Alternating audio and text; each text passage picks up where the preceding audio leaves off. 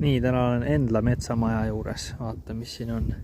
Väliskäimla, grillkoht, tasuline maja, puukuur.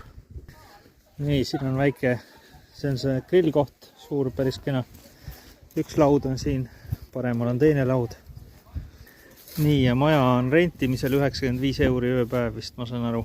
Siit läheb laudtee Endla järve äärde.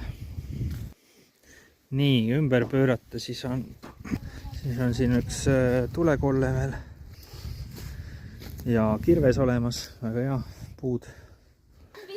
Nii, vaatame, mis siin sees on.